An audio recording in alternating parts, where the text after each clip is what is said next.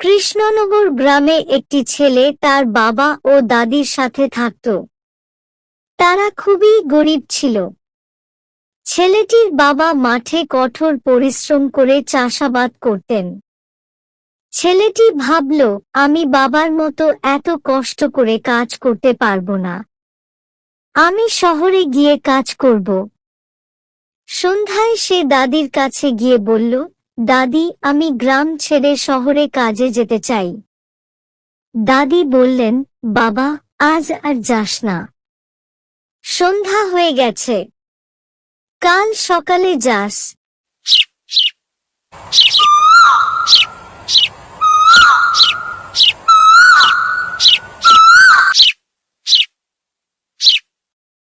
পরদিন সকালে ছেলেটি তাদের গ্রামের ঝিলে গা ধুতে গেল।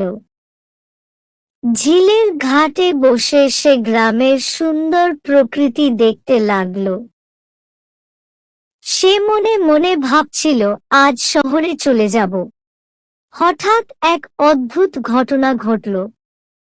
মুহূর্তের মধ্যে সে অন্য এক জায়গায় চলে গেল।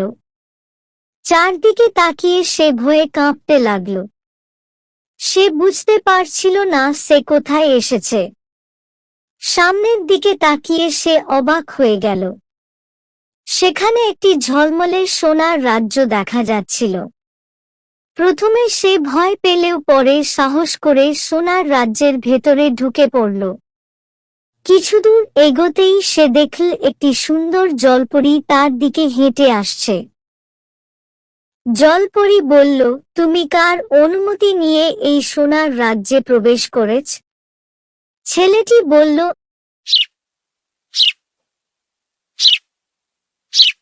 আমি ঝিলের ধারে বসেছিলাম, হঠাৎ করেই এখানে চলে এসেছি। জলপরী বলল, আমি সব বুঝেছি, কিন্তু এই রাজ্যে যে একবার আসে সে আর ফিরে যেতে পারে না। জলপরী আরো বলল, আমাদের রাজ্যের আগে কখনো কোনো মানুষ আসেনি। তোমাকে রাজার কাছে নিয়ে যেতে হবে।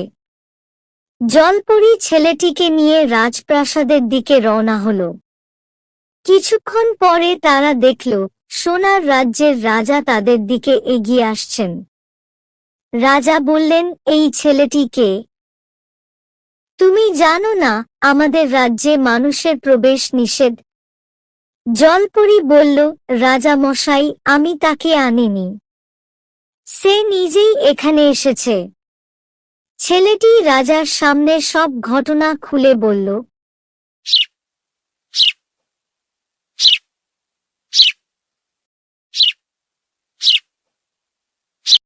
রাজা বললেন, আমি সব বুঝলাম, তবে এই রাজ্যে একবার এলে আর নিজের জগতে ফিরে যাওয়া যায় না।